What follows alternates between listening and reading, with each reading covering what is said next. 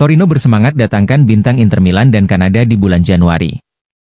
Torino tertarik untuk mencoba dan mengontrak bek sayap Inter Milan Tajon Buchanan selama jendela transfer Januari.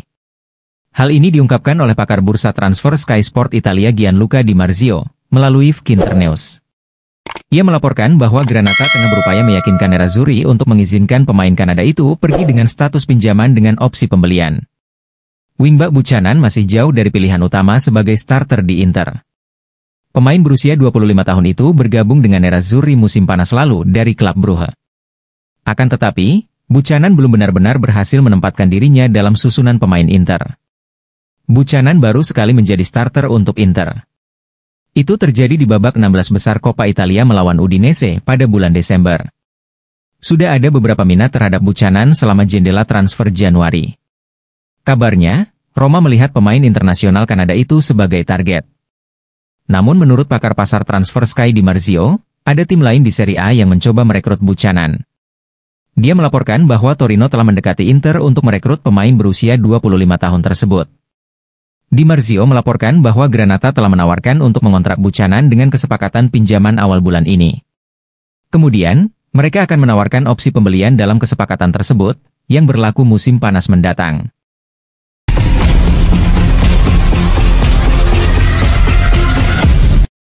Dua pekan terakhir bursa transfer, pertemuan Inzaghi dan manajemen dilakukan pekan ini. Meskipun jadwal pertandingan semakin padat, Inter tetap memantau perkembangan situasi transfer Davide Frattesi. Klub tidak ingin melepas gelandang tersebut di tengah musim, tetapi Frattesi sendiri telah memberi sinyal bahwa ia menyambut baik kemungkinan pindah segera, khususnya ke AS Roma. Inter tetap mematok harga sebesar 45 juta euro untuk Frattesi. Klub menolak skema seperti pinjaman dengan opsi pembelian. Syarat yang diterima hanyalah penjualan permanen atau pinjaman berbayar sebesar 510 juta dengan kewajiban pembelian pada bulan Juni. Jika transfer Frattesi benar-benar terjadi, Inter membuka kemungkinan untuk mendatangkan Brian Cristante dari Roma sebagai pengganti sementara. Namun, transaksi ini akan menjadi kesepakatan terpisah, bukan bagian dari negosiasi Frattesi. Inter juga mempertimbangkan opsi untuk memperkuat lini belakang. Jika pemain seperti Buchanan atau Palacios meninggalkan klub, Inter mungkin akan mencari bek tambahan sebagai langkah antisipasi, terutama mengingat potensi masalah fisik yang bisa dialami Francesco Acerbi. Selain menangani transfer musim dingin, Inter juga mulai merancang rencana untuk bursa transfer musim panas. Dua nama yang menjadi target utama adalah Samuel Ricci, yang juga diminati oleh AC Milan, dan Nico Paz dari Como. Sementara itu, kesepakatan dengan Thomas Perez mungkin terancam batal setelah Newell's Old Boys meminta angka permintaan baru. Di lini tengah, Inter juga mengincar Petar Sucic dari Dinamo Zagreb. Transfer Sucic diperkirakan akan dilakukan pada awal Juni dengan biaya sekitar 12 juta euro.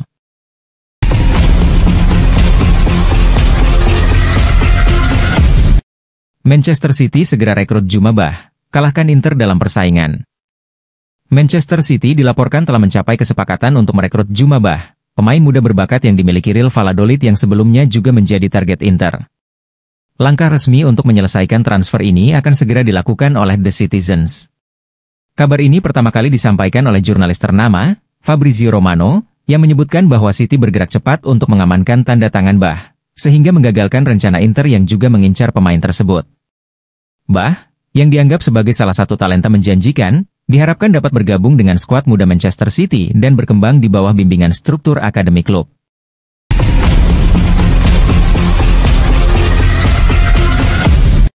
Inter terbuka mendengar tawaran yang datang untuk Josep Martinez. Perekrutan Josep Martinez. Berdasarkan laporan keuangan Genoa CFC, menelan biaya senilai 13,2 juta euro ditambah PPN. Transfer ini memberikan Genoa keuntungan finansial berupa keuntungan modal kurang lebih 11 juta euro. Masa depan Martinez di Inter belum jelas. Meski baru saja bergabung, laporan menyebutkan bahwa Inter tidak akan menghalangi kepergian Josep Martinez pada akhir musim jika ada tawaran yang cocok. Hal ini menunjukkan bahwa posisi penjaga gawang asal Spanyol tersebut masih belum menjadi bagian dari rencana jangka panjang klub.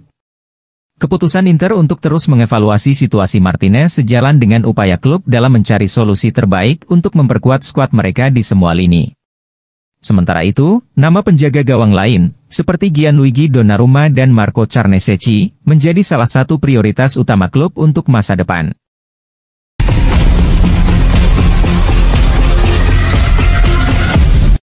Jika Martinez hengkang, target Inter mendatangkan salah satu dari Carnesecchi atau Donnarumma.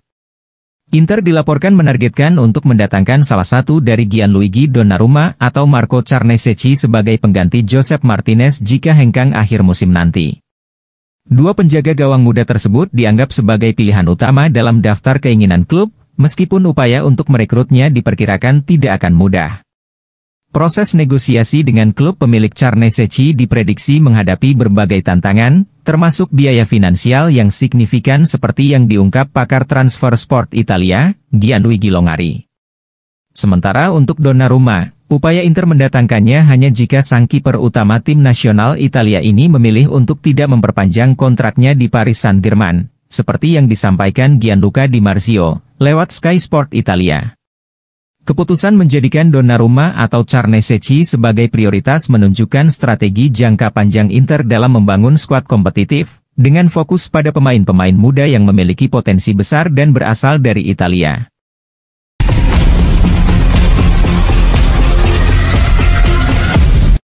Rashford gagal, Milan ajukan pinjaman untuk Rasmus Højlund atau Zirkzee.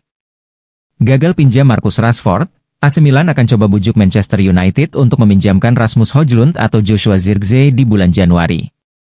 Beberapa sumber telah mengaitkan Joao Felix dengan kepindahan ke San Siro di bursa transfer Januari ini. Agen sang pemain asal Portugal itu, Jorge Mendes, dilaporkan sedang berupaya mewujudkan kesepakatan itu. Di sisi lain, pihak AC Milan sedang mendiskusikan kemungkinan kesepakatan pinjaman dengan Chelsea, dan menurut La Gazzetta dello Sport, Rossoneri menyiapkan dua strategi berbeda untuk mendatangkan penyerang baru bagi Sergio Conceição. Setelah menyingkirkan Marcus Rashford dari rencana transfer, Milan kemudian mengincar rekan setimnya di Manchester United, Rasmus Højlund dan Joshua Zirkzee. Keduanya sudah cukup berpengalaman bermain di Serie A. Bahkan untuk Zirkzee, Rossoneri sempat akan mendatangkannya di musim panas kemarin, namun terkendala akibat komisi agen yang terlalu tinggi. Opsi tersebut akan diambil jika Setan Merah jadi merekrut Victor Gyökeres. Target lain yang berpotensi bergabung dengan Milan dengan status pinjaman adalah Ferran Torres dari Barcelona, yang kesulitan mendapat waktu bersama Hansi Flick. Pada saat yang sama, jika Milan menjual salah satu bek mereka bulan ini, mereka akan mencoba mendapatkan Alex Jimenez dari Feyenoord dengan transfer permanen. Fikayo Tomori tidak bersedia meninggalkan San Siro, tetapi jika Milan menerima tawaran besar untuk Strahinja Pavlovic, maka mereka akan menginvestasikan dana tersebut untuk mendatangkan pemain asal Meksiko tersebut.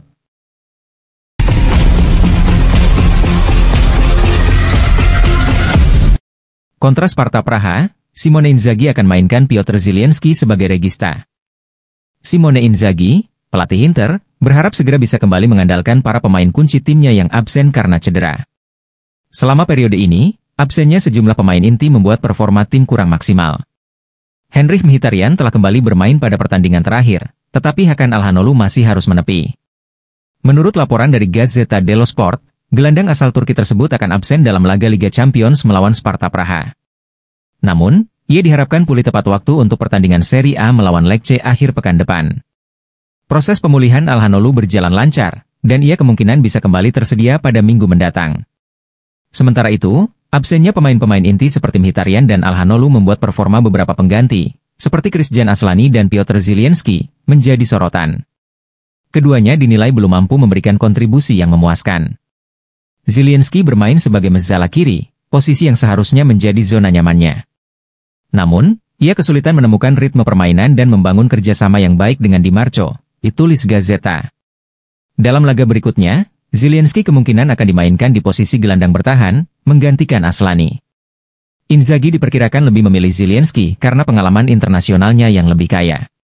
Kembalinya Mkhitaryan menjadi langkah awal yang positif bagi Inter. Namun, tim asuhan Inzaghi masih membutuhkan kehadiran pemain-pemain penting lainnya, seperti Çalhanoğlu, untuk mengembalikan kekuatan penuh mereka. Dengan jadwal padat dan pertandingan-pertandingan krusial yang akan datang, termasuk derby melawan AC Milan pada awal Februari, kembalinya para pemain inti sangat penting bagi Inter untuk menjaga performa dan konsistensi mereka di semua kompetisi.